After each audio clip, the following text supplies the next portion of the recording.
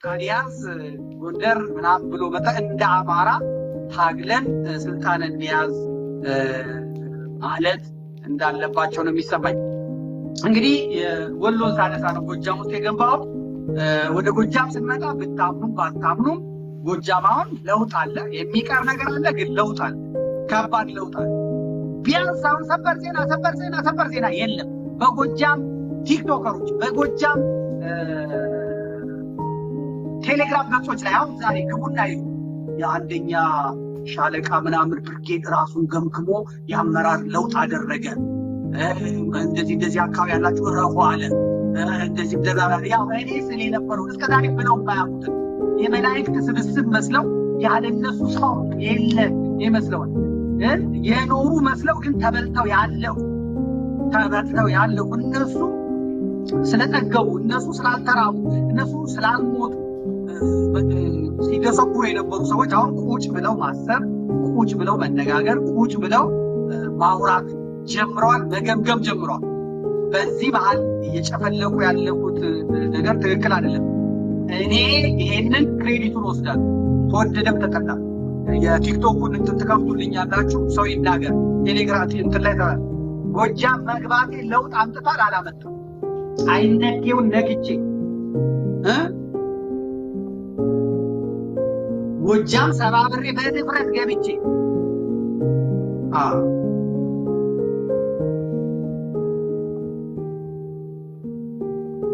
ከምስጋናና ከሰበር ዜና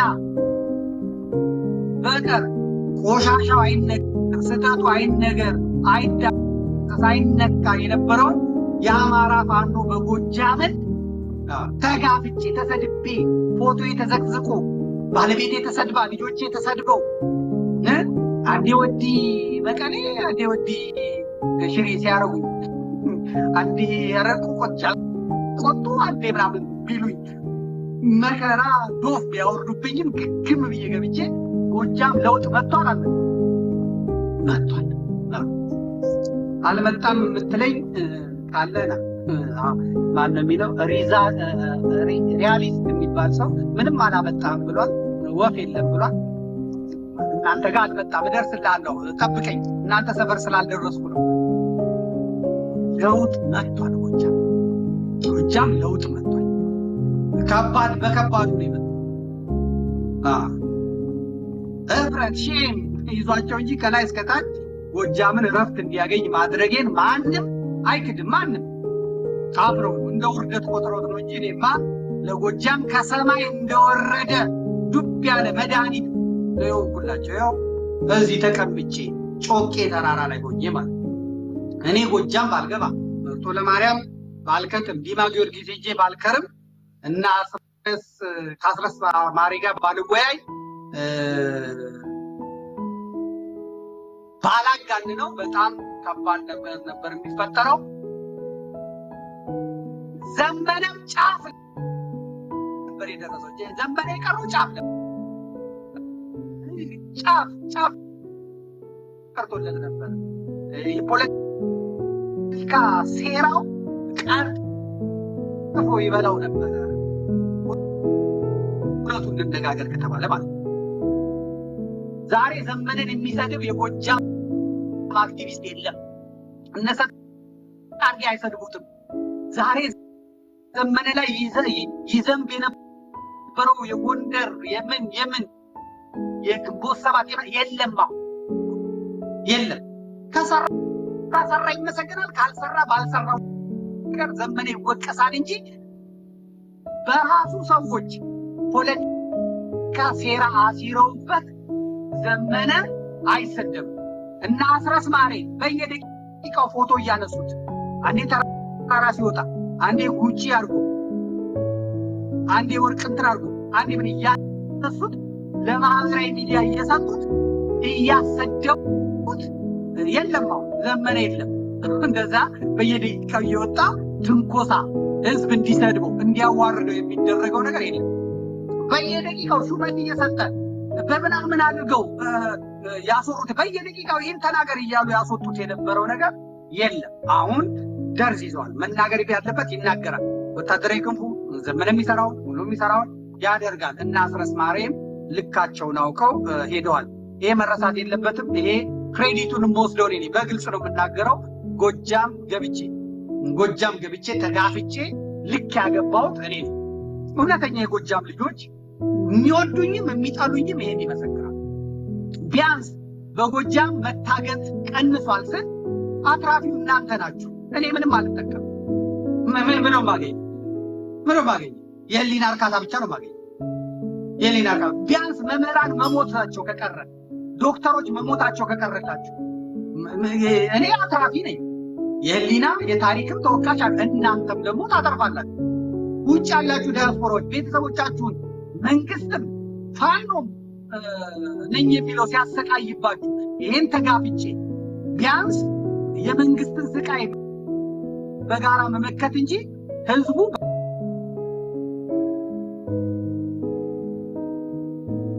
ፋኖ በነፃዎቹም በነፃነት ገፋፊው መረገጥ የለበትም ብዬ ፊት ለፊት ተጋፍቻለሁ።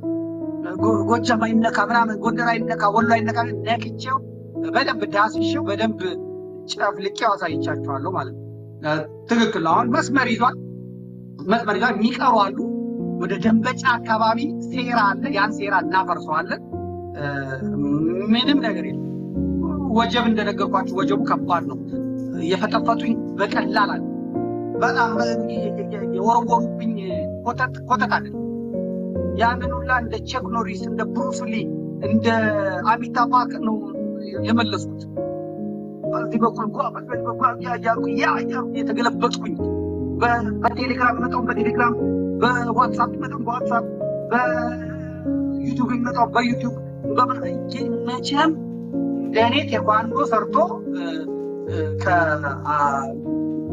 የጎጃም መብት ተከራካሪ ነን የሚሉት አዝማሪዎች የሚመራ ግሩፕ የተናደብኝን የድንጋይ ናዳ የመከተ የለም ማለት ነው።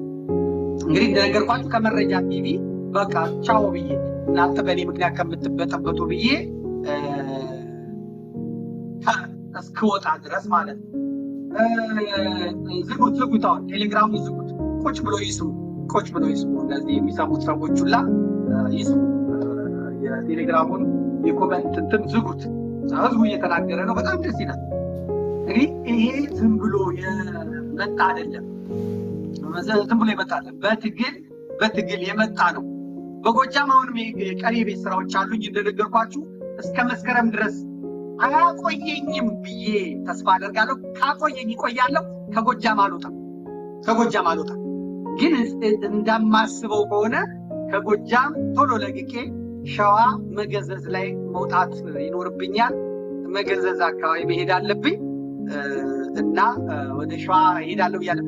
እስከ መስከረም የምቆይ አይመስለኝም። ግን ጮቄ ተራራና መገዘዝ ላይ ወዲና ወዲያ እያልኩ እቆያለሁ። ግን አሁን እዛ ጎጃም ችክ የሚያስብለኝ ነገር የለም። እንደነገርኳችሁ ነው። ብዙ ነገር ተስተካክሏል። አስረስ ማርያም ልክ ገብቷል። የአማራ ፋኖ አንድነቶች ላይ እየደወለ መከራ ያበላቸው የነበረ አንድነቱ እንዳይመጣ እንቅፋት ያደረግ የነበረ ሰው አሁን ቅበሩኝ፣ ሄሎ ወሎ፣ ሄሎ ጎንደር፣ ሄሎ ሸዋ፣ ሄሎ ቅበሩኝ፣ አንድ እንሆን፣ በቃ ፈጣሪ ነው። ዘመነ ካሴ መሪ ሆነው የመረጡትን እንዳይመረጥ ያደረገ እሱ ነው። መሪ አድርገው መርጠውት ዘመነ ካሴ የአማራ የሶስቱ መሪ ሆነው የመረጡትን እንዳይመረጥ ያደረገና ይፋ እንዳይሆን ያደረገ። አሁን ግን የተለያዩ ፍላጎቶች እየመጡ ስለሆነ የቀደመው ነገር ይኑር አይኑር ባላውቅም እድሉን የዘጋ የዘመነ ካሴን እድል የመሪነት እድል የዘጋ ሰው ነው አስረስ ማርያም ማለት እና በጣም ከባድ ነገር ነበር የመጣው። ነገር ግን አሁን ገሌ መራ አይደለም፣ ተነጋግረው መሪ የሚባለውን ራሳቸው መርጠው ወደፊት ይሄዳሉ። ጎጃም ሰከን ብሎ መነጋገር ጀምሯል። የደከሙትን በብርቶች መቀየር፣ ተቋማዊ አደረጃጀትን መፍጠር፣ የሚዲያ ላይ ሰበር ዜና ከማምረት ወደ መሬት ወርዶ ታጋይ መጠርነፍ፣ መሬት ረግጦ መታገል ነው የሚበጀው በማለት ወደዛ ገብተዋል። ይህንን ካላደረጉ ጨክኖ መነጋገር ካልጀመረ ጎጃም ውስጡንም ካላጠራ ብአዴንን የወያኔ ቅጥረኛን የሻዕቢያ ቅጥረኛን የብልጽግና ቅጥረኛን የአገው ሸንጎን ቅጥረኛ የስኳድን ቅጥረኛ መቼም ጎጃም ላይ ውሃው ያመጣባቸው ጣጣ ቀላል የአባይ ወንዝ ያመጣባቸው ጣጣ ቀላል ምዕራባውያኑ አረቦቹ የሀገር ውስጡ ተፈልፍሎ ጎጃምን አንቆ የያዘው በዚህ ምክንያት ነው ማለት። እዚህ ጎጃሞች ግን ብሎች ናቸው። የሊቃውንት ሀገር ነው፣ የምሁራን ሀገር ነው። መነጋገር ማውራት ይችላሉ። እንደገና ደግሞ ጥሬ ሀብቱን ራሱ ይዘው የሚነጋገሩ ሰዎች አሉ። እነሱን ሰዎች ደግሞ ሆዳቸው መቀነስ አለባቸው። እርሻ ላይ የተሰማራ የፋኖ ቡድን አለ፣ ጦርነቱ እንዳያልቅ የሚፈልግ ከኬላ የሚሰበስበውን ብር ይዞ ጦርነቱ እንዳያልቅ የሚፈልግ፣ ጦርነቱ ካለቀ መግቢያ የለኝም ቶሎ ቶሎ ጥሪት ሊያዝ የሚል አለ። እነዚህ ሁሉ እዚሁ ጎጃም ጮቄ ላይ ሆኜ በስም በቦታ እየጠቀስን እንሄድባቸዋለን ማለት ነው። እንግዲህ አሁን ከሰሞኑ በጎጃም ምድር በባህር ዳር ኦሮሞማው አገዛዝ እየሄደበት ያለውን መንገድ አይታችኋል። እሱን እሑድ መጣበታለሁ። ሲሳ ሎዬ ነው እየሰሩ ያሉትን ነገር እመጣበታለሁ። ይሄ ምክክር ኮሚሽን የሚባለው ለምን እንደተፈጠረ የት እንደተፈጠረ አብይ አህመድን የፈጠረው ሰውዬ አብይ አህመድን ይዞት የመጣው ሰውዬ በነገራችን ላይ ትግሬዎችና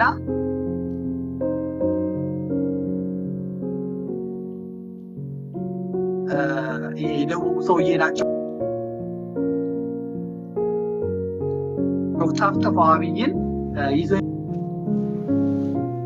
የመጡት እሱን ክፍል 2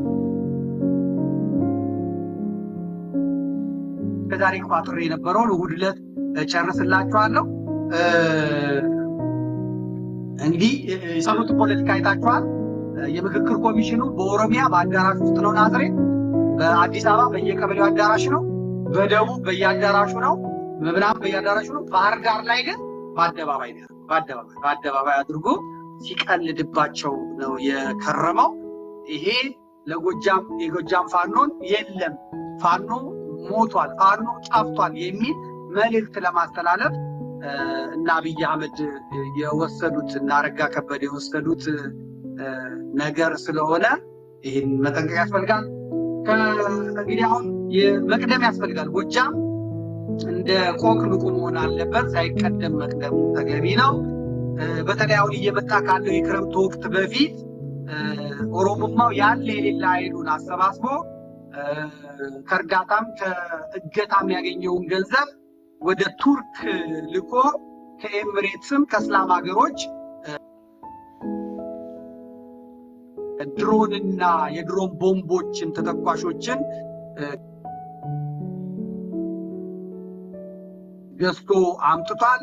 ስለዚህ አንዳች ነገር መሞከሩ የማይቀር ነው።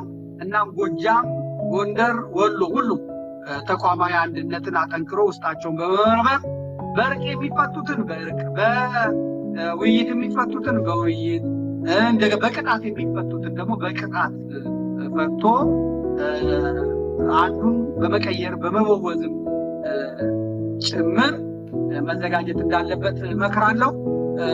በተለይ እንደ ጥቆማ ያህል ባህር ዳር ዙሪያ ያላችሁ በጣም ተጠንቀቁ። የፋኖ ኃይሎች በጣም እየተሰለላችሁ ነው። በመኪና ሲቪል ለብሰው የሚሰልሏችሁ አሉ። አዋዋላችሁን፣ ዝርክርክነታችሁን፣ ኮፍጣናነታችሁን፣ ጀግንነታችሁን እያዩ ሲቪል የለበሱ የአገዛዙ ኃይሎች እየሰለሏችሁ ስለሆነ በጣም ተጠንቀቁ። ዛሬ ውጊያው የት እንደሆነ ባላቅም በጣም ቁስለኛ ወደ ባህር ዳር መጥቷል። የመከላከያ ቁስለኛ ማለት ነው። የጎጃም ጀግንነቱ፣ ወንድነቱ፣ ተናዳፊነቱ እንዳለ መሆኑ መዘንጋት የለበትም ማለት ነው። ወደ ሸዋ ስንመጣ አባት ሀገር ሸዋ ምኒልክ ሀገር ማለት ነው። የፋኖ አንድነቱን ከጫፍ መድረስ በሸዋም ከባድ አቧራ አስነስቷል። እንደ ሸዋ ደግሞ በጣም የታነቀ እንደ ሸዋ የተጎዳ እንደ ሸዋ ፍዳና መከራ ያየ የለም ማለት ነው። ምክንያቱም ለአዲስ አበባ ለ4 ኪሎ ቅርብ ስለሆነ ሩቅ ያለው የጎንደር ስኳድም ከወሎም ያለው ከጎጃምም ያለው ባዴን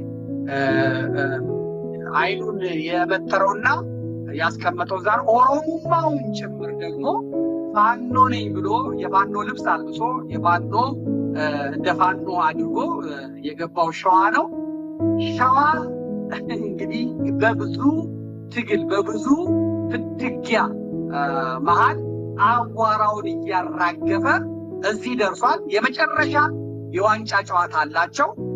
እንግዲህ በኦሮሞማው ኃይል የሚታገዘው የአማራ ፋኖ ሸዋ ጠቅላይ ግዛት እዚህ የነበረው የነ መከታው ማሞ የነ ቤጢሞ የነ እስክንድር ነጋው ቡድን ያው እንዳያችሁት ነው። እኔም ሽማግሌ ሆኜ 1 ወር ሙሉ አካባቢ ዛኔ ከረምኩት ራሳቸው ጠርተው ማለት ነው አይቻቸዋለሁ። የነ መከታው ቡድን ውክልና የሰጡት መጨረሻ ላይ ለፓስተር ዮናስ ነው። የነሱ ተደራዳሪ የነበረው ፓስተር ዮናስ ነው። እርቁ ካለቀ በኋላ 5 አመቻች ኮሚቴ ሽማግሌ ተመርጦ ያ ሽማግሌ እንዳይሰበሰብ ያደረገው እነ መከታው የመደቡት ፓስተር ዮናስ ነበር ማለት ነው። ፓስተር ዮናስ ነበር። ፓስተር ዮናስን እንግዲህ በሽማግሌዎች ፊት ነግሬዋለሁ። መጨረሻ ላይ ፓስተር ዮናስ ምንድነው ያለኝ? ዘመዴ ተዋቸው እባክህ፣ እኛ እንደውም የምን ንግግር ነው የሚያስፈልገው? ግማሽ ቀን አይፈጁብንም እነዚህን የነ አርበኛ ማነው የናሰግድ ቡድኖች እስከ በረህት ድረስ ግማሽ ቀን አይፈጅብኝም፣ ምንም አይፈጅብንም ነው ያለ። እንግዲህ መረጃው ስላለኝ ነው የማወራው። ይሄን ያወራልኝ ደግሞ በትልልቅ ሰዎች ፊት ነው ያወራልኝ። ከዛ በኋላ እኔም መልሼ ነግሬዋለሁ ማለት ነው። ኃይል እግዚአብሔር ነው፣ ነገሩ አልቋል። አንተ ጴንጤ በመሆንህ የአማራ ፋኖ አንድ እንዳይሆን አድርገሃል። ዘርህን አላውቅም፣ አማራቱን ኦሮሞ፣ ትግሬቱን ጉራጌ አላውቅም።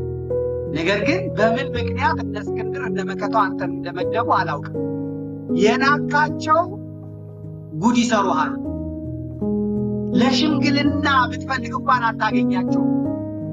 ሰው ያልቅ ይሆናል፣ ህዝብ ያልቅ ይሆናል። ግን በዚህ ሁኔታ ሸዋን አታሸንፉትም፣ ሽባ አታረጉትም አልኩት። ወዲያው አርበኛ አሰግድን አዋርደው አዋክበው ሰድበው እንደ አማራ ሳይሆን እንደ ሌላ አዋርደው ለመንግስታቸው አሳልፈው ሰጥተውታል። ከዛ በኋላ በእነ ኢንጂነር ደሳለኝ ነው የተመራው። እነ ኢንጂነር ደሳለኝ ግን በጥሩ ሁኔታ ይዘውታል። ሸዋ ከባድ ነገር ቢገጥመውም አሁን በጣም ጥሩ ነገር ነው የመጣው። ከብዙ ሰዎች ጋር ነው የተጣላሁት በሸዋ ጉዳይ። አንተ አንቺ ተባብዬበታለሁ። ብዙዎችም የተሰደብኩበት ነው። ልክ እንደ ጎጃም የተነቀፍኩበት ነው። በሸዋ ጉዳይ የጎንደር ስኳድ ተራው ሳይደርስ ነው የሰደበኝ። ወሎ ያለው የዋሃቢያ ቡድን ነው የሰደበኝ። ጎጃሞች በሸዋ ጉዳይ አልሰደቡኝ።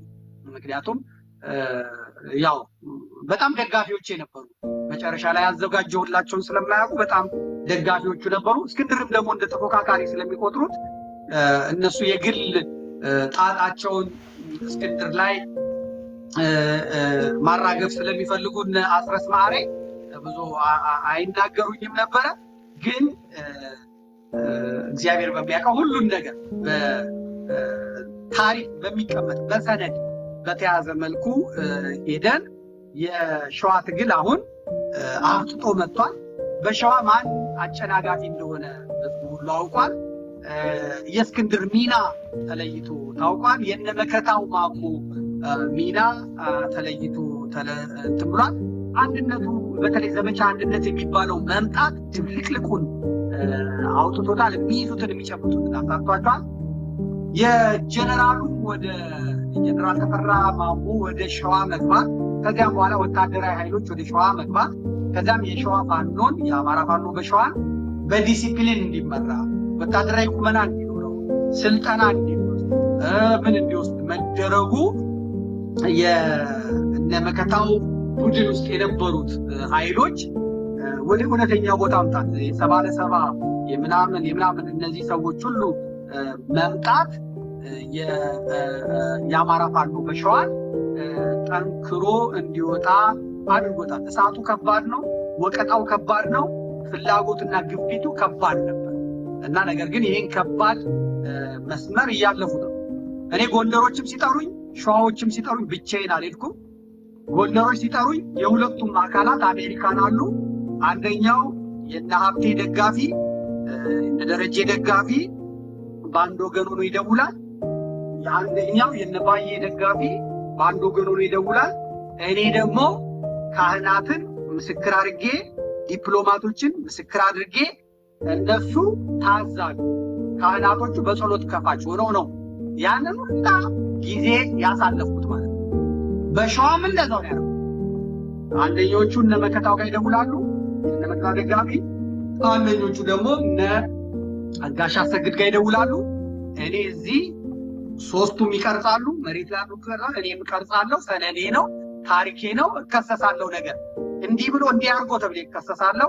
እነ አምባሳደር ብርሃነ መስቀልን እነ ልጅ ተድላ መላኩን እነ ኤልያስ ክፍሌ ይሄንን በማመቻቸት በማገናኘት ሌሎች የሚሰሙ ሰዎች በማድረግ ነው ስናደርግ የነበረው። በጥሩ ሁኔታ ነው የጨረስነው። ስናገር ውሸት የሚለኝ ይምጣ። በንግግራችን ወቅት 5 ሰዓት 6 ሰዓት ነው ቀረጻው፣ 5 ሰዓት ነው 6 ሰዓት ውይይቱ። አንድ ወር ቆይቻለሁ። ሁለቱም ጋር 2 ወር አንድም ቀን ዘመድኩን በነበረ ጊዜ የነበረ ነገር ነው ተብሎ በሚዲያ ወጥቶ አይታችሁ አታውቁም። ምክንያቱም ጥንቃቄው ከባድ እኔም አላወጣው ሌሎችም አውጥተው እንዲህ ነው አላሉም ማለት ነው። አሁን እንግዲህ ሸዋ የነመከታው ቡድን እየተናደ ሲመጣ በነ እስክንድር ነጋና መከታው ማሞ ቡድን ስር የነበረው ግዙፉ 70 ፋኖ ከነርሱ ተለይቶ ወጥቶ ወደነ ኢንጂነር ደሳለኝ የአማራ ፋኖ በሸዋ ጠቅልሎ መግባቱን ተከትሎ በንዴት የመጣ ጦርነት መጥቷል። የነ መከታው ማሞ ቡድን ከመበሳጨቱ የተነሳ ጊፍት የሚባለው ላይ በአይዶ ሻሙራና በሳሲት ተነስቶ ወደ ካሲማ ወይም በዙ የመጣ ነበር። በዙ የመጣው ጦር 12 ሰዓት አካባቢ ነው የጀመረው ውጊያ። አንድ ሻለቃና የብርጌድ መሪያቸው በአማራ ፋኖ በሸዋ በጦርነቱ ላይ ተገድለው በህብረተሰቡ ሌሎችም ወታደሮች ተቀብረዋል። ቁስለኞችም አሉ። የመጀመሪያው ቀን 32 ከዛ 60 አሁን ወደ 100 ምናምን ምርኮኞችም በየቦታው ተይዘዋል። እነ መከታው ማሞ እነ ፓስተር ዮናስ እነ እስክንድር ነጋ ልክ እንደ አርበኛ አሰግድ እንደፈጥጣቸዋለን ብለው የመጡት የመከላከያው ሰራዊት በብሬንና በዲሽቃ ሽፋን እየሰጣቸው ነው የሄዱት። በጣም የሚገርም ነው። በጣም ሽፋን እየሰጣቸው ነው ውጊያውን ያደረጉት። ነገር ግን አሁን ሸዋ በተለየ ሁኔታ ከጀነራል ተፈራ ማሞ ሌላም ወታደራዊ ባለሙያዎች ወታደራዊ ሊቃውንቶች ሸዋ ስለገቡ እነ መከታው ማሞ በለመዱት በገበሬ ሰራዊት በሽፍታ መንገድ ሊቋቋማቸው አልቻሉም። እንግዲህ የእስክንድር ጦር በአብሪ አማካኝነት ከሌሊት 6 ሰዓት ላይ ነው ቦምብ በመጣል ውጊያውን የጀመረው። ውጊያውን ሌሊቱን ሙሉ ቀጥሎ በእዞ በኩል ያለው ጦር ወደ ኋላ አፈግፍጎ ሲመለስ፣ በሌላው ግንባር ያለው ግን ተፋጦ ተቀምጧል ማለት ነው። ይህን አስመልክቶ የአማራ ፋኖ በሸዋ በታሪኩ ለመጀመሪያ ጊዜ ቆፍጠን መረር ያለ መግለጫ አውጥቷል። ያውም የአህፋት ገረዶች እና ቅጥረኞች በማለት ወጣ ያለ መረጃ መግለጫ አውጥቷል። መግለጫው ቪዲዮ ደርሶናል። የቴክኒክ ክፍሉ የሚደርስልህ ከሆነ አንዴ መግለጫውን ሰምተን መምጣት እንችላለን። መግለጫውን ሁላችሁም ስሙ። የሸዋ ፋኖ በነ መከታው ማሞ ላይ መግለጫ አውጥቷል። የአማራ ፋኖ በሸዋ ቪዲዮ ደርሶናል። ቪዲዮ ካለ ላክላችሁ፣ ሁላችሁም ስሙት።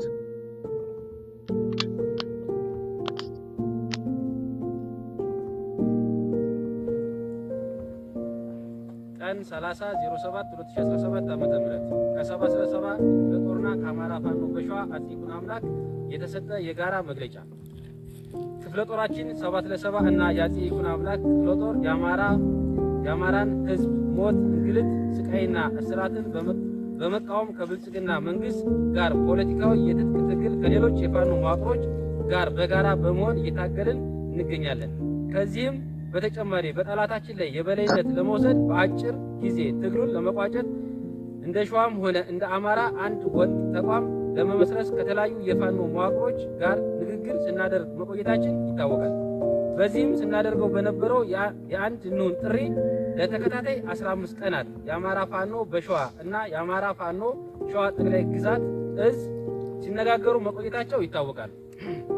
ሆኖም ግን የአማራ ፋኖ ሸዋ ጠቅላይ ግዛት እዝ ከጫፍ የደረሰውን የአንድ እንሁን ውይይትና ስምምነት አፍርሶና ትቶ ወደ አማራ ፋኖ ህዝባዊ ድርጅት ተጠቃለሉ። ይህንንም ተከትሎ የአማራ ፋኖ ህዝባዊ ድርጅት ሸዋ ጠቅላይ ግዛት እዝ እውነተኛ ታጋዮችን በጠላትነት በመፈረጅ ከብልጽግና ሰራዊት እና ከሸኔ ጋር በመሆን እርስ በርስ ሲያዋጋን ቆይቷል፣ እየወጋንም ይገኛል።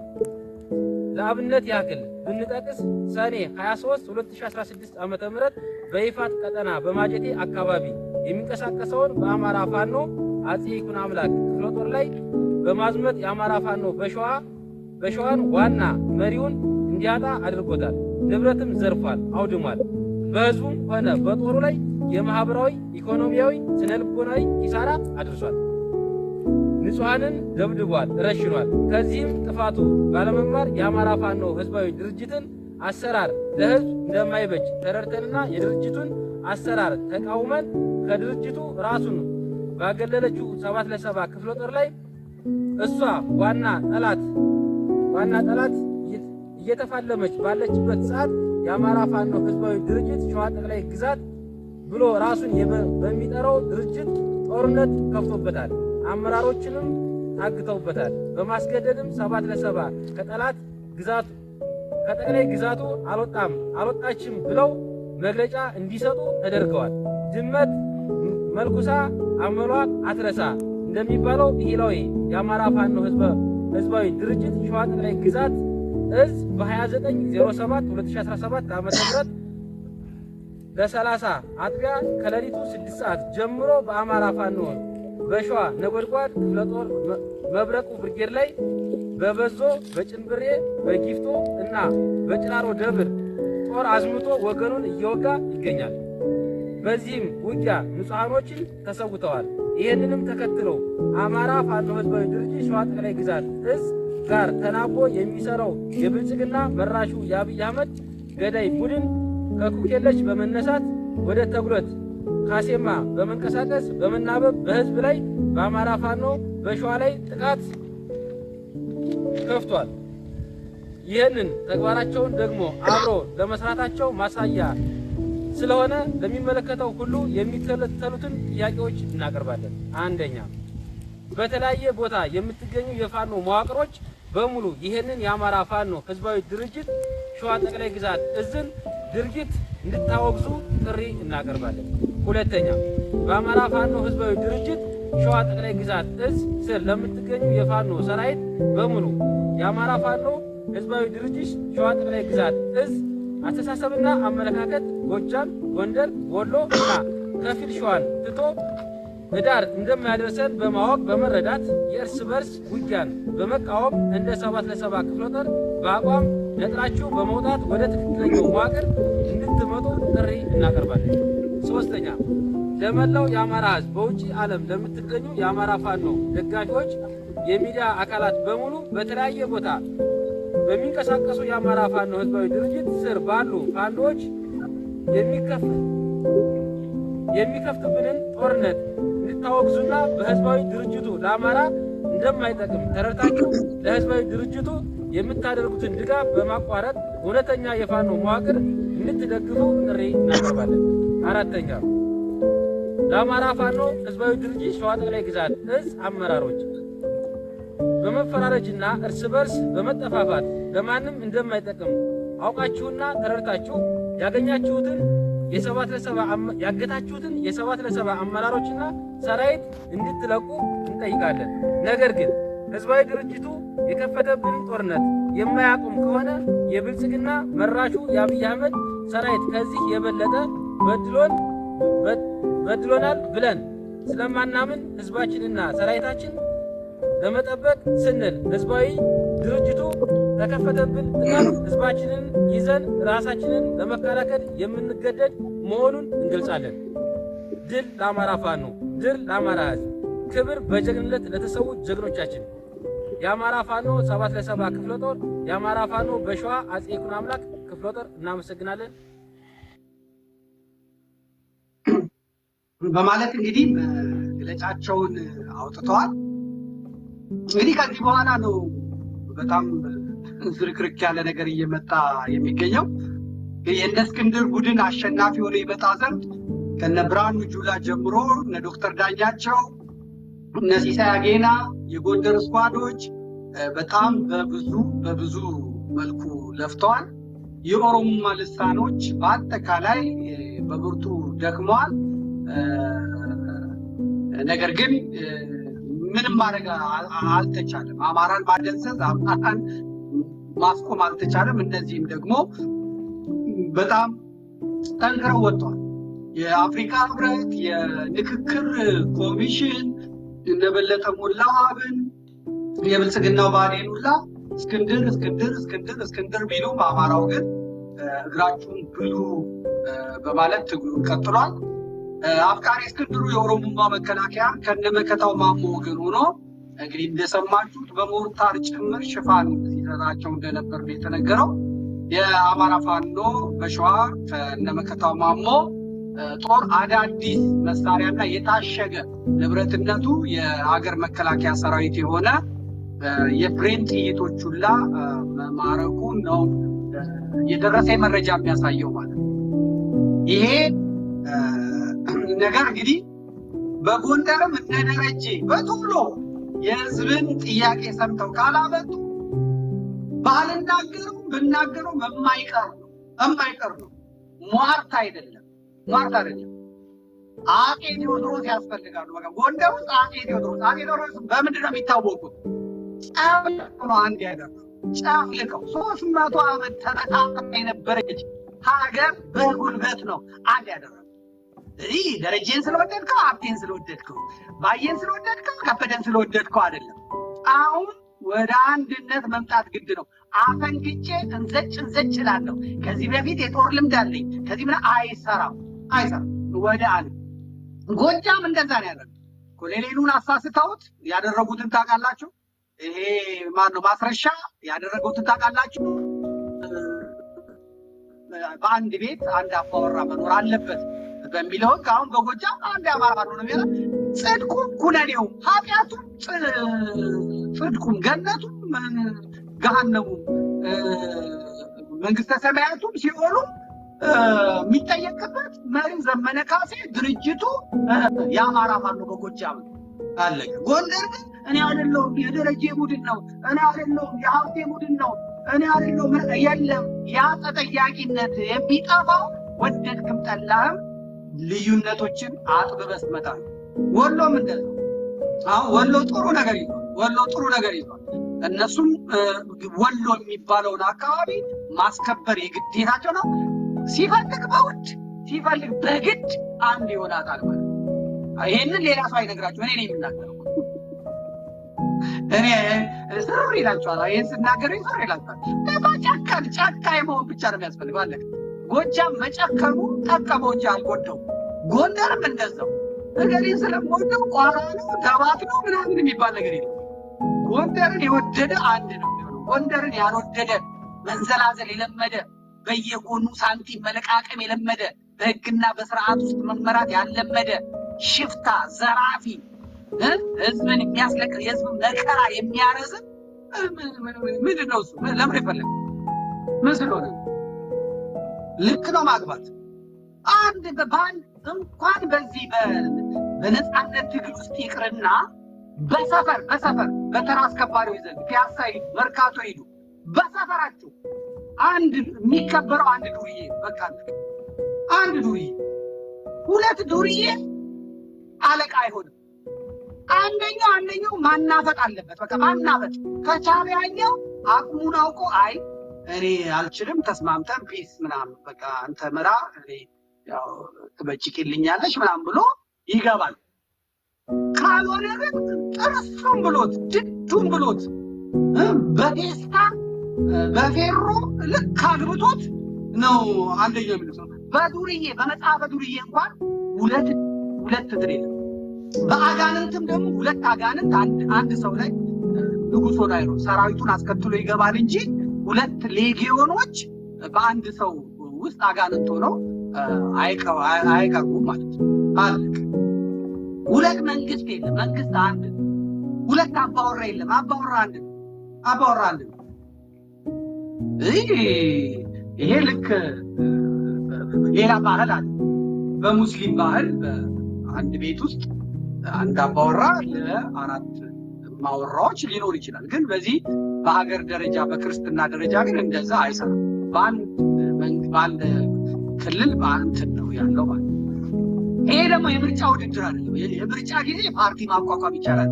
ጎንደር ውስጥ ማንነትስ ፓርቲ፣ እናት ፓርቲ፣ እህት ፓርቲ፣ ወንድም ፓርቲ ቁጥሮ አብን ድብን ምናምን እያለ ማቋቋም ይችላል መንግስት ተመስርቶ ማለት ነው። አሁን ባለው ሁኔታ ግን አንድ አታጋይ ድርጅት በየጠቅላይ ግዛቱ ከዛ ደግሞ ሁሉንም አንድ የሚያደርግ ያስፈልጋል ማለት ነው። እና እገሌን ስለምትወዱት እገሌን ስለምታፈቅሩት ምናምን ሳይሆን አጤ ቴዎድሮስ ያስፈልጋል። ቀጥቅጦ አንድ የሚያደርግ ልክ የሚያገባ በቃ የሚያስነጥስ እንደ ቢስማርክ ጀርመንን ቢስማርክ እንዲህ ነው ያደርጋል። ጆርጅ ዋሽንግተን እንደዚህ ነው ያደርጓል። አሜሪካ አንድ የሆነችው ተቀጥቅጦ፣ ፈረንሳይ አንድ የሆነችው ተቀጥቅጦ፣ ጀርመን ተከፋፍሎ የነበር ተቀጥቅጦ ነው። ኢትዮጵያን እና አፄ ምኒልክ እና አፄ ቴዎድሮስ አንድ ያደረጓት ልክ አግብተው ነው። ይሄ የመንደር ሽፍታውን ጎጠኛውን በየመንደሩ ክብር እየሰበሰበ የነበረውን ወደ አንድ ማዕከላዊ መንግስት አምጥተው ነው። እሺ ያለውን ካሮት እየሰጡ እምቢ ያለውን ደግሞ በአርጩሜ ልክ እያገቡ አሁን ላይ ምኒልክ እንዲህ ነበር ቴዎድሮስ እንዲህ ነበር አይደል። እነሱ ይሄን አድርገው ልክ አብይ እንዳደረገው ወያኔዎቹ ሲያፈነግጡ የት አባ ነው የምታፈነግጠው ብሎ ሄዶ ልክ አገባ ገረፈ ማለት ነው። ያንን ያልደገፈው ወያኔ ኢትዮጵያን አፈርሳለሁ ቅጥሮ ሲባል አብይ ይሁን ሰይጣን ይሁን ኢትዮጵያን የሚመራው አካል የት አባ ነው ብሎ በአንድ ሀገር አንድ መንግስት ነው ያለው። ይሄ የሚደገፍ እንደዚህ በምሳሌ ያስ ስለዚህ በአማራ ፋኖ አደረጃጀት ውስጥ አንድ ነው። ይህንን ካላደረጉ እንትን የሚባለው ይሄ ውጭ ያለው ዶላር የሚልከው እንትን ገና ለገና በስተርጅና ከታክሲ ሹፌርነቴ ከውሻ አናፋሽነቴ ከፓርኪንግ ምንትስነቴ የመጦሪያ ጊዜ ሚኒስትሮኜ ፋኖ ገሌን ይዤ የገሌ ዘመደኝና ምናምን ብሎ እዚህ ከረባቱን አጥቦ የተቀመጠ አለሌ እሱ እየተሰማ ምክር የለበትም።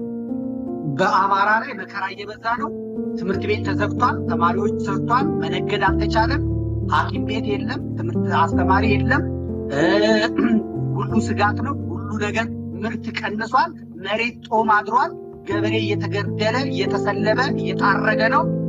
ይሄ መከራ የሚረዝመው አንድነት ካልመጣ፣ አንድ ከሆኑ ይቀንሳል፣ አንድ ካልሆኑ ይረዝማል።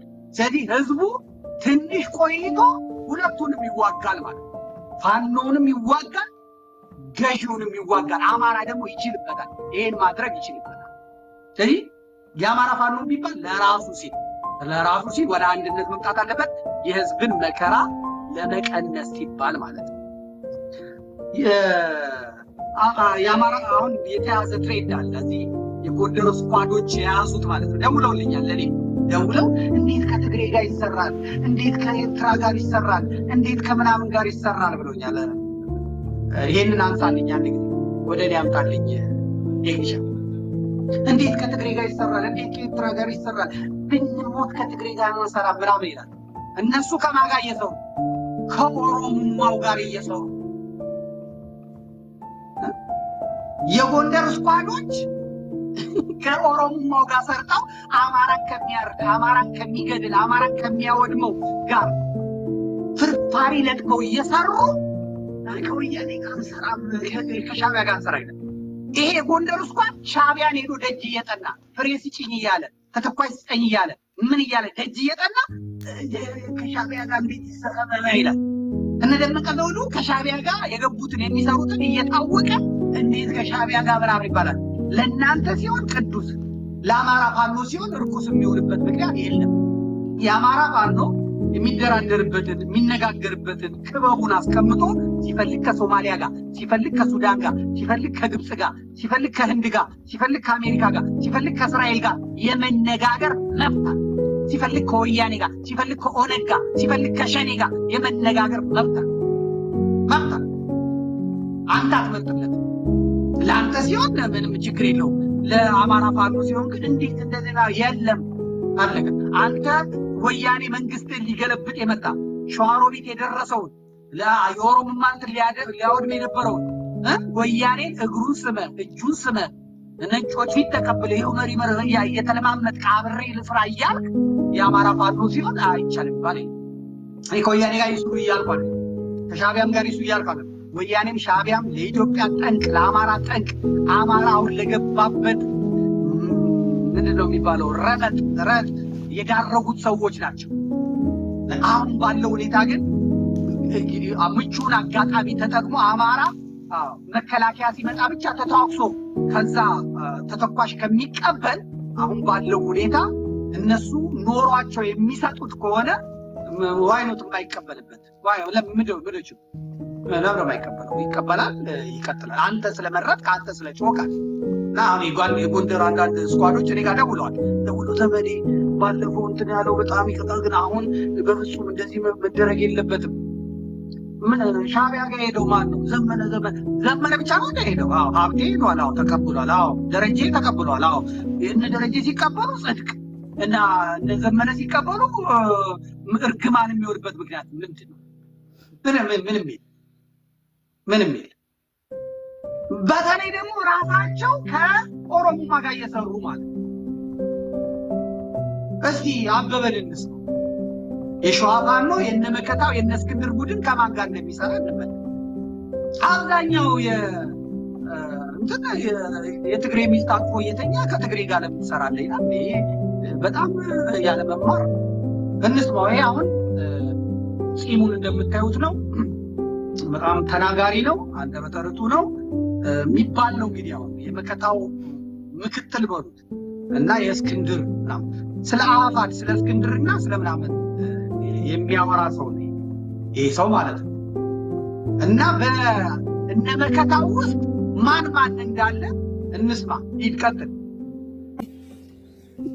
እንደ አማራ ፋኖ ሸዋ ጠቅላይ ግዛት እንደ አማራ ፋኖ ህዝባዊ ድርጅት ከኦሮሞ ማህበረሰብ ጋር ምንም አይነት ጸብ ውስጥ የሚያስገባን ጉዳይ የለም። ይሄንን ብቻ ያዙልን። አጠቃላይ የአማራ ፋኖ ብትጠይቁት በዚህ የኦሮሞ ወንድሞቻችን አብረው በጋራ ቲም መሪ፣ ጋንታ መሪ፣ አንተን ሻለቃ መሪዎች እኮ አሉ። የአምቦ ልጆች አሉ ከኛ ጋር፣ የአሰላ ልጆች አሉ ከኛ ጋር፣ የፍቼ ሰላሌ ልጆች አሉ ከኛ ጋር። ኦሮሞ ናቸው። አማርኛ እንኳን በቅጡ የማይናገር ልጅ አለ። አሁን እኛ ብሬን ተኳሻችን ነው ገብቶት አማርኛ ስለምደም ተመዳ ዘመን ተመሰከረ ጽናት ዘጸና ዴ ሃይባና አባቶቻችን ደጅ የጸና ፍሬዋን ስለሚበላ ደጅ ጸንቶ ከአማራው ህዝብ ጋር ምን ያክል የኢትዮጵያ ህዝብ እየታመሰ እያለቀ እንደሆነ ስለገባው አብሮ ሞቴል ከአማራ ህዝብ ጋር ያድርገው። ሞቴል ለኢትዮጵያ ከሚታገለው ለኦሮሞም ለሌሎችም ብሔር ብሔረሰቦች አስቦ ለሚታገለው ህዝብ ይሁን። አንዲት ነፍስ ነች እንጂ ያለች የሚያስብ ነፍስ ብትኖር የአማራ ፋኖ በሰጠው ታላ አንዲ ከግድጉ በኦሮምኛ በአማርኛም እያበላደፈ ነው። ይሄ ልጅ ምን ልታረጉት ነው? ሌላ የተለየ አጀንዳ የተለየ ዓላማ የለም።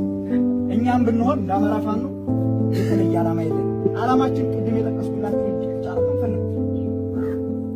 ከደራ ስትመጡ ተሳቃችሁ እንደው እዚህ ላይ እዚህ ቦታ ላይ ሲደርስ ምን ይደርስብኝ ይሆን ብላችሁ አይደለም ደግማችሁ ሰሙታላችሁ። የፖለቲካ ህጉ የሚፈቅደው ኦሮሞ የአማራ ፋኖን መደገፍ ይችላል፣ ትግሬ የአማራ ፋኖን መደገፍ ይችላል፣ ጉራጌ የአማራ ፋኖን መደገፍ ይችላል፣ ወላይታ የአማራ ፋኖን መደገፍ ይችላል። መምራት ግን አይችልም። መተቸት ይችላል፣ መቃወምም ይችላል። አሁን እኔ ደጋፊ ሆንኩ እንጂ መቃወም እችላለሁ፣ መብቴ ነው። ይቃወሙ የለም ስንቱ ይቃወማሉ። አማራ ሆኖ የሚቃወማቸው አለ። መደገፍ ይችላል። ነገር ግን የቲም መሪ አለ። ተመልከቱ፣ ኦሮሞ ነው አማርኛ አይችልም። የቲም መሪ አለ፣ የጋንታ መሪ አለ። በነመከታው ስር በነ እስክንድር ስር ኦሮሞ ሆኖ የጋንታ መሪ አለ። ኦሮሞ ሆኖ የሻለቃ መሪ አለ። ኦሮሞዎች ናቸው በመከታው ስር ያሉት ማለት ነው። ከአምቦ የመጡ ኦሮሞዎች፣ ከአሩሲ የመጡ ኦሮሞዎች፣ የፍቼ ሰላሌ ኦሮሞዎች ከነማን ጋር አሉ? ከነመከታው ማሞ ጋር አሉ። ከነ እስክንድር ነጋ ጋር አሉ ማለት ነው። ይታያል። ቄሮ ይታያል። ኦሮሞ መሪ አማራን ነው የሚመራው።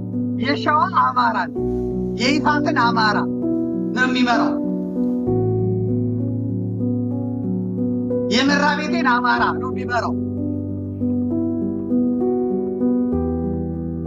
ይሄ እግዚአብሔር መንፈስ ቅዱስ እኔ ስናገር ይልብኝ የነበረው ሰው እግዚአብሔር ደግሞ በቃሉን ጠብቆ ይኸው ያስለፈልፈዋል። መንፈስ ቅዱስ ፊትን ጸፍቶ አንደበትን ከፍቶ ያናግራል። አለቀ። በእነዚህ ኦሮሞዎች ነው የምንመራው አለ። በመከታውና በእስክንድር ጦር ስር ማለት እነዚህ ሰዎች ምን አይሉም ማለት አማርኛ እንኳን በቅጡ አይናገሩም፣ የማይችሉ ናቸው። ብሬን ተኳሾች እግዚአብሔር ያሳያል። ኦሮሞ በአማራ ምድር በሸዋ ምድር ብሬን ሲተኩስ ከዛን ኢንጂነር ደሳለኝ እና አሰግድ ሲመጡ ይሄ ከአምቦ የመጣው ይሄ ከሰላሌ የመጣው ይሄ ከአሩሲ የመጣው አማራ ሊያግዝ አማራ ለኦሮሞ ነው የሚታገለው ብሎ አማራ ለኦሮሞ ነው የሚታገለው። ንገሩኝ፣ እዚህ ጋር ጻፉልኝ፣ እዚህ ቴሌግራም ላይ ጻፉልኝ። ጨርሰናል። አሁን አማራ የሚታገለው ኦሮሞ ነፃ ለማውጣት ነው እንዴ? ኦሮሞ የራሱ ነፃ አውጪ አለው፣ እየታገለ ነው። ሸኔ ነኝ የኦሮሞ ኦነግ ነኝ ብሎ እየታገለ ነው። ንገሩ፣ አማራ አሁን የራሱ ሰዎች አጥቶ ነው ወይ? ብሬን ተኳሽ፣ ስናይፐር ተኳሽ፣ ዲሽቃ ተኳሽ የራሱ ሰዎች አጥቶ ነው ወይ? ጋንታ መሪ በምን ሊግባቡ ነው? የአማራ የሰሜን ሸዋን አማራ ጨፍጭፈው እግሩን እንደብረ አስረው እንዳይነቃነቅ አድርገው የገደሉት እነዚህ የነመከታው ማሞ ቡድኖች ናቸው። ፈንዳ ምንም አታመጣም። እኔ የምነግርህ ነገር እውነቱን ነው። የፈራችሁት ይሄን አይደለ? ከመረጃ ቲቪ የሳተላይት ቴሌቪዥን ያወረዳችሁ ይውረድ ብላችሁ ያላችሁት ይሄን እንዳልናገር ይሄን እንዳላወጣ አይደለ? እናገረዋለሁ፣ አውጣዋለሁ። ይታያችሁ፣ አንድ የአምቦ ቄሮ፣ አንድ የአሩሲ ቄሮ፣ አንድ የፍቼ ሰላሌ ቄሮ የነመከታው ቡድን አዛዥ ሆኖ ከዛ የአማራ ገበሬ ለአማራ ሲራራ ሰሜን ሸዋን ለማልቀቅ አጣዬን ለማውደም ከሚሴን ለማውደም ጀውሃን ለማውደም ሰሜን ሸዋን ጠቅልሎ ለኦሮሞያን ለማካለል የሚሰሩ ናቸው። እነዚህ የመንግስት ቅጥረኞች ናቸው። የአገዛዙ ቅጥረኞች ናቸው። የአገዛዙ ቅጥረኞች ናቸው። ገና ማወጣው አለኝ። ገና ማወጣው አለኝ። አያችሁ፣ ጃን ሀብታሙ ምንድን ነው ያለው ባለፈው? ሂድና ከነ እስክንድር ጋር ከነ ኢንጂነር ደሳለኝ ጋር ጸብ ገብተዋልና ሲሉት እነዛ እና ሚኬላዎች ሂዱና አስከሬናችሁን ቁጠሩ፣ ሂዱና እንትናችሁን ቁጠሩ፣ ረፍርፈንላችኋል ያሉት። ለምን? የአማራ ፋኖን የሚመሩት ጃኖች ስለሆኑ። መከታውም ራሱ ቢሆን እርግጠኛ ነኝ በዘሩ የከረዩ ኦሮሞ ወይ ምናምን ቢሆን አለ። አያችሁ፣ የአማራ ፈተናው ከባድ ነው። የአማራ ፈተናው እንዲህ በቀላሉ የሚመጣ አይደለም። አማርኛ በቅጡ መናገር የማይችሉ ሰዎች ናቸው የሚመሩት አለ። ማን ነው እነዚህን የሚደግፈው ያለ እንደሆነ አበበ በለው አዲስ ድምፅ ምን ስለሆነ? እናቱ ትግሬ ስለሆነች፣ የአደይ ልቅሜሊ ስለሆነ፣ የተከዜ ማዶ ስለሆነ፣ ሸዋ ላይ ስለዋሉበት ሸዋን ሽባ ስለሚያደርጉ የእነ ኢንጂነር ደሳለኝ ደጋፊ አይደለም። የእነዚህ ደጋፊ ማን ነው ደጋፊው? ሀብታሙ አያሌው አፍራሳ፣ ተሾመ አፍራሳ።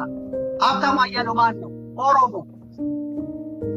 የት የተወለደ? እዛ እንግዲህ ዘሩን ራሱ ነው በመጽሐፍ የጻፈው። ሰዎች እንኳን አይደለም ያመጡበት። የአማራን ትግል የምደግፍ አይደለም፣ አያገባኝም የአማራን ትግል የምደግፈው ሲል የቆየ አሁን የነዚህ ደጋፊ የነጃል አምቦ፣ የነጃል አሩሲ፣ የነጃል ሰላሌ ደጋፊ። እነዚህ እነ ዘመንን ይጠላሉ፣ ጎጃምን አምርረው ይጠላሉ። ከሰላሌ የመጣው ፋኖ ግን የነዚህ ብሬን ተኳሽ ነው። ወደ ጎጃም የሚሄድ አማራ ደግሞ ሰላሌ ሜዳ ላይ ይታገታል፣ ይረሸናል፣ ይገደላል። ይህን ደፍረ መነጋገር ነው ያለ። ደፍረ መነጋገር። ይህን ካልተነጋገርክ አይመጣም። የሸዋ አማራ አሁን ነቅተ መጠበቅ አለን። ገንዘብ ሲፈስ የነበረው ማጋ ነው። እነዚህ ጋር አስታውሳለሁ። የሸዋ ግሩፖች እስከ 600,000 ብር ዶላር አዋጥተው በየ15 ቀኑ 30 እና 35 ሺህ ዶላር የሚልኩት ለነዚህ ነበረ። ለነዚህ ደግሞ የሚላከውን ገንዘብ የሚያቀብለው ብልጽግናዎች ነበሩ። የብልጽግና ሰዎች ናቸው የሚቀበሉና የሚሰጧቸው። እነዚህ ሙክታቸውን እየበሉ ሴታቸውን ከአዲስ አበባ እያመጡ የፌክ ተማራኪ ያላቸው ራስ መንግስት እንዳይነቃ የደቡብ ልጆችን የምን ልጆችን ያታኩስና የእውነት ለማስመሰል ያስመታቸዋል።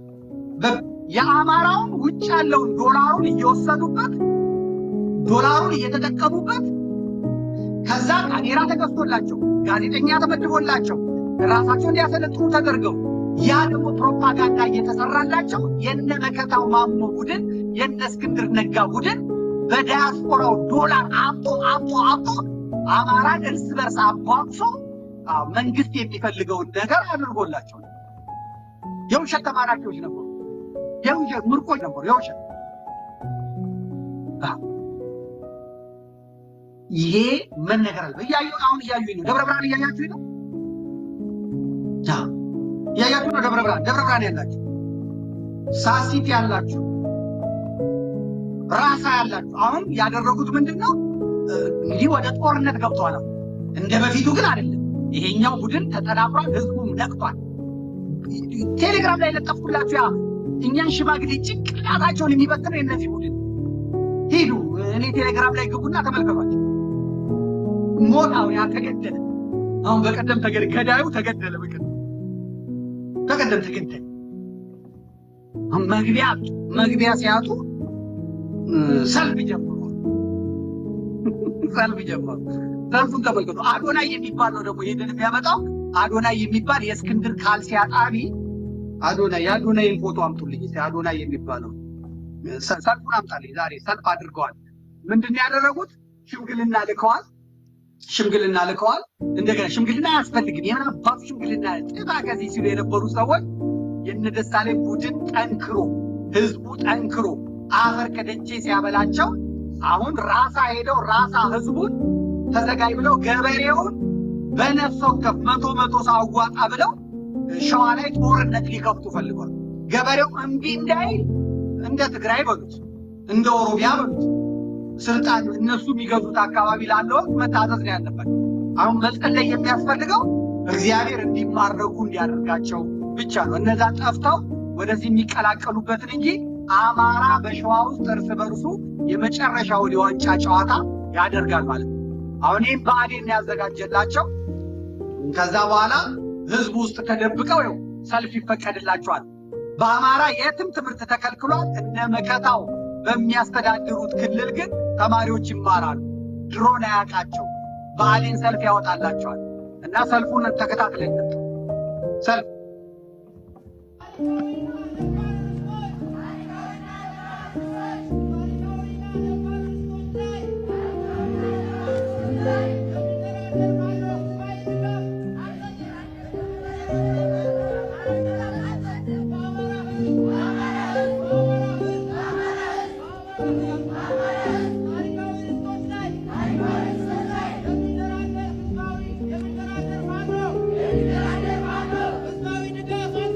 Let's go.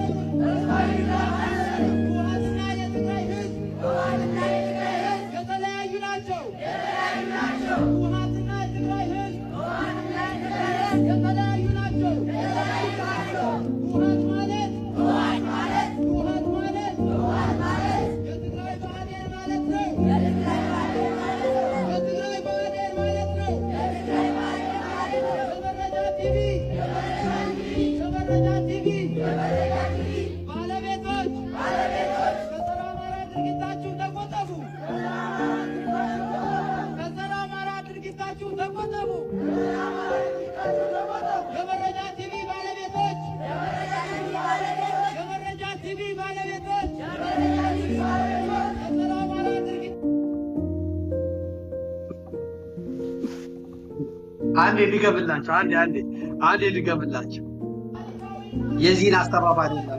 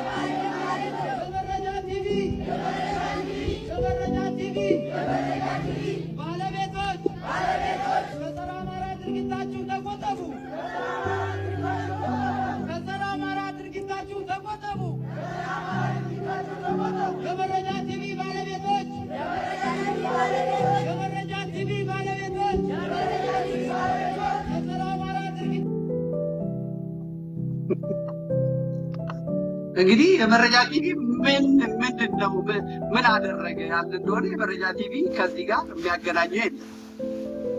አሁንም እያደረጉ ያሉትና እየተናገረ ያለው በፊት እንኳን እኔ ነበርኩ እዛ ላይ መረጃ ቲቪ ላይ የነበርኩት የምናገረው። አሁን እኔ የለው መረጃ ቲቪ ምንድን ነው ያደረገው? ባለቤቶች ውስጥ ደግሞ ምን አገባቸው? የመረጃ ቲቪ ባለቤቶች ከለቀቁ መረጃን ጥለው ከሄዱ እኔ እያለው ነው የወጡት። እኔ እያለው ነው ከዛ ለቀው የሄዱት የሉ። ምንድነው ይሄንን እንዲህ ሊያስጨዋቸው የቻለው? የመረጃ ቲቪ ሰዎችን ፎቶ ስም ይዞ አደባባይ ያወጣቸው ምንድነው ያልን እንደሆነ ጭንቀቱ የፈጠረውና አሁን መውጫ መግቢያ ሲታጣ የመጣው ጉዳይ ነው ማለት ነው። ይሄ ደግሞ ዋጋ ያስከፈላቸው ነው የመጣው። እዚህም እዚያም መዝለሉ የሚያመጣው ነገር ይሄን የሚያደርገው አዶናይ የሚባል ልጅ ነው። የሚለጥፈው የሚያስተባብረው እሱ ነው። እንመለከተዋለን። አዶናይ ማለት ከእስክንድር ነጋ ጋር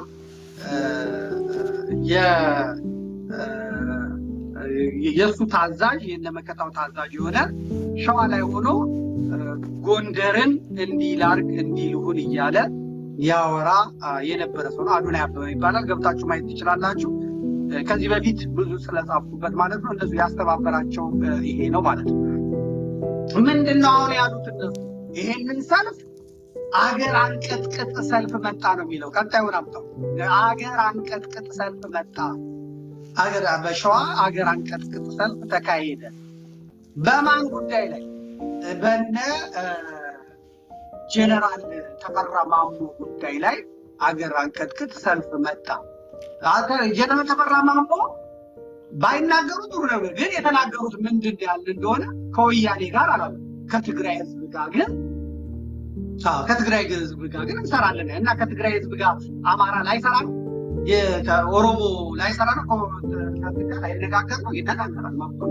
እነሱ ከኦሮሞ ጋር ብሬን ተኳሽ ስናይፐር ተኳሽ ቀጥራ፣ ሌላው የአማራ ቡድን ግን ይሄንን እንደዚህ ያደርጋል ብሎትም ማለት ይሄ ትክክል አለ። በመረጃ ቲቪ ጎንደር አያሸንፍም ሸዋ ሲቋሽሽ የሰማው ህዝብ ዛሬ ተቃውሞን አስባል። እንግዲህ ነግረውት ነው ህዝቡ ጎንደር አያሸንፍም ነው ያን ይኑሩን ያልኩትም እኔ ነኝ። ደግሞ ያልኩትም ምንድነው? አንድ ከሆናችሁ አታሸንፉ፣ አንድ ካልሆናችሁ ትወድማላችሁ፣ አንድ ካልሆናችሁ ትጠፋላችሁ፣ አንድ ካልሆናችሁ ትደቃላችሁ ያልኩት እኔ ነኝ። መረጃ ቲቪ ምን አገባው? መረጃ ቲቪ ፕላትፎርም ነው። ባለቤቶች ውስጥ ምን አገባቸው? መረጃ ቲቪ እና አዶናይ ካልሲ የቀየረላቸው ለነ መከታው ሴት ታጋይ ተብለው ቲክቶክ ላይ ተጽደው ለሚውሉት የወር አበባ መቀየሪያ ይገዛላቸው የነበረ፣ ስልክ ሲገዛላቸው የነበረ፣ ካሜራ ሲገዛላቸው የነበረ፣ ሲያስተባብርላቸው የነበረ መረጃ ቲቪ እኔ በጣም ያመኛል። የፈለገ ቢሆን ወጪት ሰባሪ አይደለሁም። መረጃ ቲቪ አያገባው። መረጃ ቲቪ አማራን ያነቃ ነው። መረጃ ቲቪ አማራን ብርሃን የገለጠለት ነው። መረጃ ቲቪ ለአማራ ድምፅ ልሳን የሆነ ነው። መረጃ ቲቪ በተለየ ሁኔታ ደግሞ ለእነ አዶናይ ሙክት ለበሬ ለእነ አዶናይ ቤት እንዲሰሩ ለእነ አዶናይ ቀለባቸውን ለእነ አዶናይ ተዝናንተው ዘንጠው እንዲኖሩ የለፋላቸው ያስተባበረላቸው ነው። እንደነ መከታው እንደነ አዶናይ እንደነ አበበ ጢሞ በመረጃ ቲቪ በሰራው ፕሮፓጋንዳ የተጠቀመ የለም። ዛሬ የመረጃ ቲቪ ባለቤቶችን ፎቶ ዘቅዝቀው ሊወጡት መረጃ ቲቪ ከመረጃ ቲቪ ጋር የሚነጋገር መረጃ ቲቪን የሚከስ የአማራ ፋኖ አማራ ካለ እንደ አማራ ካለ ጸቡ ከኔ ጋር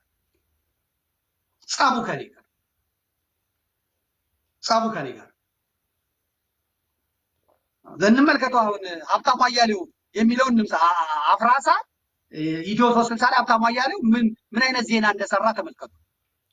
አምጣልኝ ተካተካ አድርግ ወንድምዬ፣ ደክሞኛል። ተካተካ አድርግ ርቦኛል። ተመልከቱ። ሀብታሙ አያሌው በሸዋ የፈነዳው ህዝባዊ ተቃውሞና የጎንደሩ አስደማሚ ድል ብሎ ነው ተቃውሞ ያለው። ቅድም ያሰማኋችሁ ነው። ይሄ የጎጃም ሰው ነው። እስክንድር ስር ያለ ጋዜጠኛውን ታውቁታላችሁ። ጌጥዬ ይባላል። ሸዋ የከተመ ነው። ሸዋን ሽባ ለማድረግ ከጎጃም መጥቶ ሸዋን ሽባ ለማድረግ እዚህ የከተመ ነው። ሸንጎ ይሁን ምን ያልታወቀ ማለት ነው። የሚሰራው ከናፍራሳ ጋር እሱ ነው የሚዘግበው። ከየሩስ ተክለጻድቅ ጋር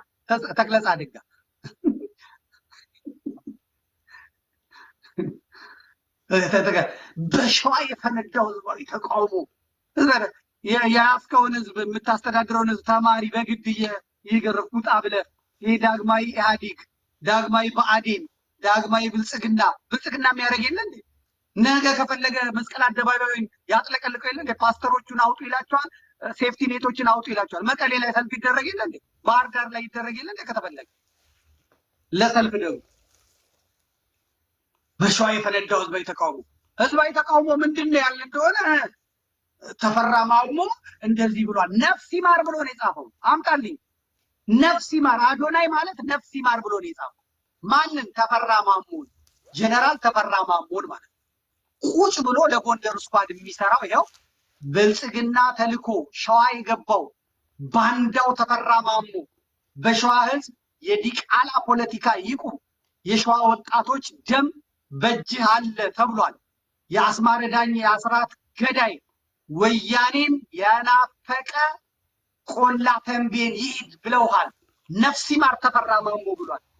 እንጭጭ እኮ ነው። የሆነ ጨቅላ እግዚአብሔር በሚያውቀው የአዶናይን ፎቶ የሚልክል ይሄውና ተመልከቱ። ይሄ ነው እንግዲህ አዶናይን ማለት ይሄኛው ነው። ይሄ በዚህ በኩል ያለው ሸዋ ቁጭ ብሎ ለጎንደር የሚቆረቆር ማለት ነው። ለጎንደር ስኳድ የሚቆረቆር እኛው ደግሞ ታጋይ ናቸው። ናቴ ምስኪን ታጋይ እኛው ታጋይ ናቸው። የኛው ረዳት ነው። በቃ የሸዋ ፋኖን እንትን የሚለው ይሄ ትቀምሳለህ፣ አዳሜ ማለት ትቀምሳለህ፣ ትገጥማለህ። የምነግርህ አይደል? አዎ በሽምግልና ተብሎ ሽምግልና ረግጠሃል አይደል? አዎ አሸንፏቸውና ግዟቸው። ሁለት አባወራ በአንድ ቦታ አይኖርም። ሰልፍ ወጣህ፣ ገበሬ አሰለፍክ፣ ምን አሰለፍክ፣ ነፃነት ወይም ሞት አለቀ። ነፃነት ወይም ሞት እንደሆነ ዝም ብሎ አልቀረ። በድሮን መገደል መጨፍጨፍ አልቀረ። እስከ መቼ አባብለህ እስከ መቼ ይዘህ ትቀጥላለህ? ትሄዳለህ ወደፊት። እሬቻን ትበላለህ፣ እሬቻ ታበላለህ። እንግዲህ የተረፉት ደግሞ እንደዚህ ተማርከው እየሰጡ ነው። የማረካቸው እንደውም በቅጽል ስሙ ጃልመሮ ይባላል። ይገርማቸዋል። እጃችሁን ስጡ ያላቸው ከጥቁረቱ የተነሳ የኦሮሞ ፊት ያለው ስለሆነ እና ጃልመሮ ይሉታል በቅጽል የበረሃ ስም ማለት ነው። እጃችሁን ስጡ ብሎ እጃቸውን ነው የተቀበላቸው። ነው እንስማቸው። ምርኮኞቹ ገበሬዎቹ ለምን እንደገቡ እንስማና የዛሬውን ዝግጅታችንን እናውቅ። የኛውን ሰው ድምጽ እንስማ። እሺ ቀጥል። ማና ባተወሳ ላይ ጉባሉን ቀረነፉን ጥይት ሰጡ ስልካችንን ሳይላንት አደረጉ። 5 ላይ ተነስብሎ ያመጡ በቃኝ።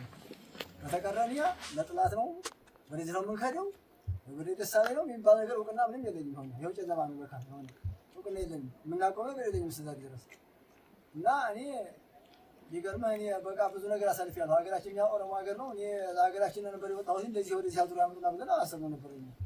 እንግዲህ ያወጣም አንድ ሰው ነው እንግዲህ እዚህ ያደረሰው እንግዲህ እግዚአብሔር ስሙ የተመሰገነ ይሁን። ያው ተርፈናል ደህና ችግር የለም እና ሌላ ነገር እኔ በአንድነቱ ላይ እኛ ቢገርማችሁ አንድ ሰሜን ሸዋ ነን፣ አንድ ሀገር እኮ ነን። አሁን ተዚህ ሀገር እኮ ወደ ደቡብ ወደ ትራምን ከርቆ እንገናኝ የመጣው ሰሜን ሸዋ ተዋውን እኮ እንደሆነ ማማሽ መጋባስ ምን ማማሽ እኮ ነው እንደሆነ ማማሽ ነው እዚያ በዚህ አሁን ሀኪያ ደርሰው እንግዲህ ስም ሀኪያ ተደስተደስ የሚረሳ ብዙ ሐኪምነት እንገባለን። በቃ አብረን ነው ሻይጀርታል አሁን ሀጂ በዛ በቃ ሰልሽን ሸዋ ሰው እየተገናኘ የምትቀረው እና እኔ ሌላ ምለው ነገር የለም። እኔ ምንም እኔ ቤተሰብ ልጆች አሉ አሉ ስራ ምንድን ነው? ግብርና ነው ካሉ ስራውን ተናወደ በፋመታ አይደለም ሚስቴ ማታብ ተመሳሳይ ነው። እኔ በቃ ዝም ብዬ የገባሁት እኔ በቃ ኦሮሞ እንትን ገሎቤ ልጄን ሚስቴን ገሎቤ ተመሳሳይ በቃ እኔ ገባሁት ያን ነገር አንተ ትልቅ ሰው ነው። ለምሳሌ እነዚህ ደግሞ ልጆች ናቸው። እኔ ልጆች ናቸው። በቃ እንደው ታዲያ ልጆችና ልጆች እነዚህ ልጆች ናቸው ሲደባደቡ እንዴት ነው? አንድ ምን አውቃለሁ ስለእነሱ ነው። ግን የማውቀው ነገር የት ሄዳላችሁ?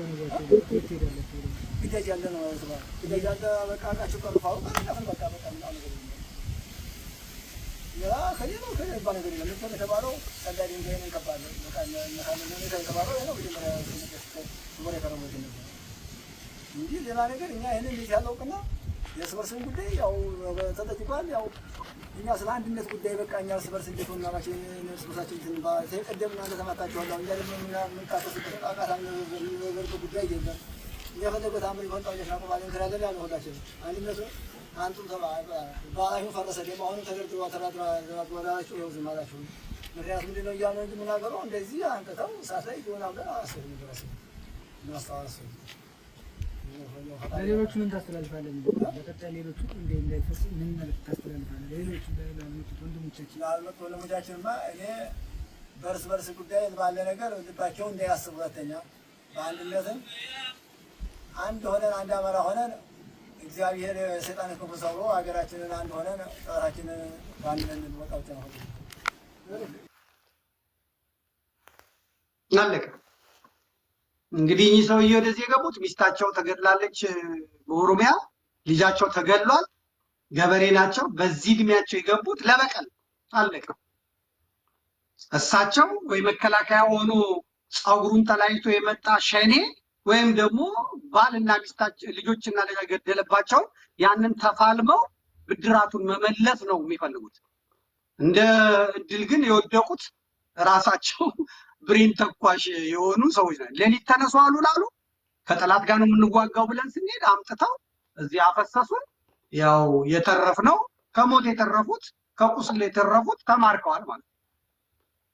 አሁን ከነደሳለኝ ወገን ያጎት ልጅ አለ፣ ከነ መከታው ሰፈር አካባቢ ደግሞ ያክስት ልጅ አለ። ወንድማማቾችም ታላቅና ታናሽ ይኖራሉ። በሸዋ ውስጥ የተፈለገው ሁለት ወንድማማቾች እንዲጋደሉ ነው ማለት ነው። አማራጭ የለም። አሁን ከዚህ በኋላ አማራጭ የለም። በጎንደርም አማራጭ የለም፣ በወሎም አማራጭ የለም፣ በጎጃም አማራጭ የለም። የህዝብ መከራ እንዲቀንስ ከተፈለገ አንድ አባወራ በአንድ ቤት ብቻ ነው የሚያስፈልገው። ሀላስ አለቀ።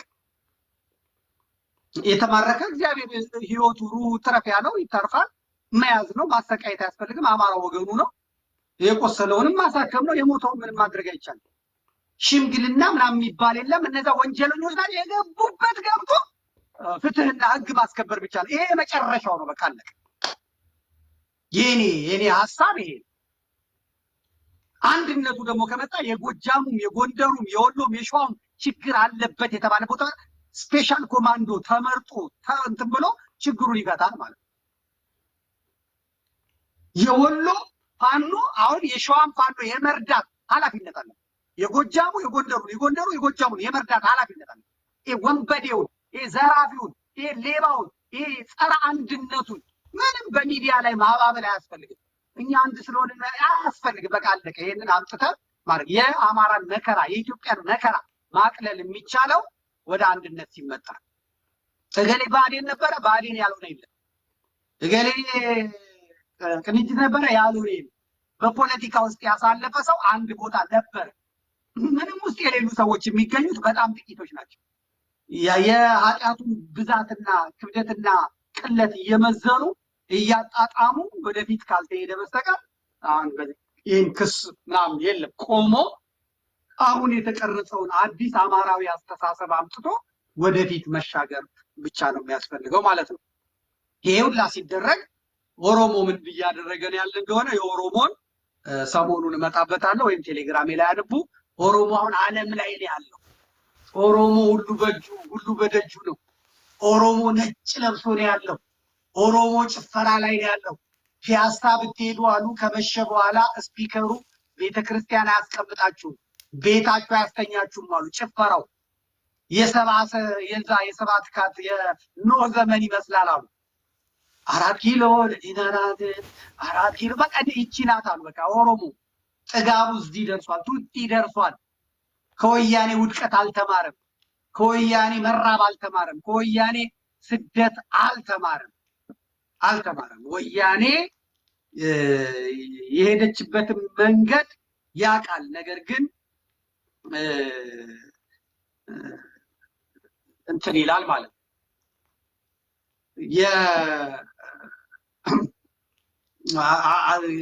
የሚተነፍስበት ጊዜ ይመጣል። አሁን ትምህርት ቤት ያለው ኦሮሚያ ነው። አሁን እየተገነባላቸው ነው። ትራክተር እየታደላቸው ነው። ግብርናቸው ዘመናዊ ሆኗል። ትግሬ ፈርሶ አማራ ፈርሶ ሱማሌ ደቆ ደቡብ እየተደቆሰ ቤኒሻንጉል ጋምቤላ እየደቀቀ የትኛው ኦሮሞ በልጽጎ እንደሚኖር በጊዜ ታሪክ ያሳየናል።